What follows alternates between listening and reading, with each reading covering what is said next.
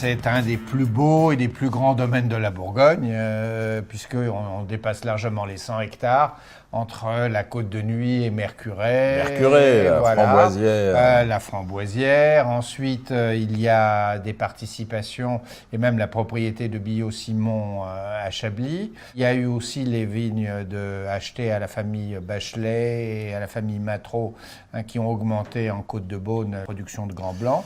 Et ces 100 hectares, ça reste un domaine familial et aujourd'hui, c'est dirigé par le fils et la fille qui s'occupent de l'activité. Ève et Erwan Vévelet qui sont très attachés à leur vignoble, comme leur père l'était, François, mais qui dirigeait aussi ces grandes entreprises. Il avait d'autres activités qui lui prenaient un peu de temps. Parce que maintenant, ils ont tout recentré, évidemment, sur leur vignoble.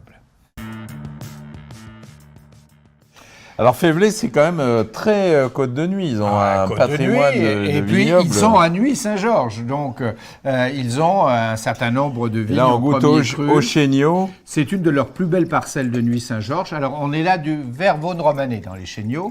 Oui, Nuits, c'est assez grand, voilà, donc les spécialistes disent... voilà. Là, c'est Nuits côté Vaune. Voilà. Bon, ce qui est pas mal. Hein. Ce qui est très bien situé à mi-côte, c'est magnifique. Oui, un jour, tu nous expliqueras pourquoi Nuits n'a pas de grand cru.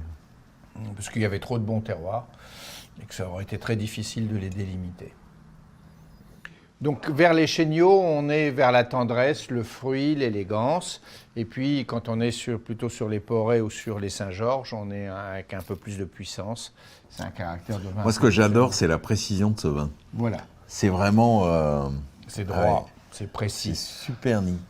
Évidemment, il y a un grand savoir-faire, il y a aussi maintenant des installations techniques magnifiques. Il faut avoir visité la cuverie, qui est une des plus belles, même sur le plan de l'architecture, de la lumière et évidemment du matériel de vinification. Il y a une texture qui est quand même absolument parfaite. Hein.